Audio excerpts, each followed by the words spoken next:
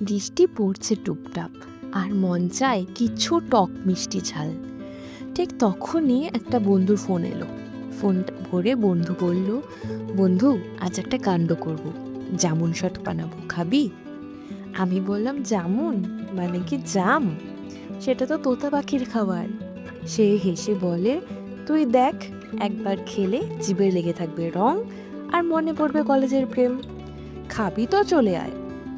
জামুনের সেই টক মিষ্টি স্বাদ, তাতে যদি মিশে যায় বিট নুন, একটু চাট মশলা, তাহলেই তৈরি হয়ে যাবে এই ম্যাজিক্যাল জামুন শট। না খেলে বুঝবি না ভাই, এটা শুধু ড্রিঙ্কস না, এটা একটা অনুভূতি।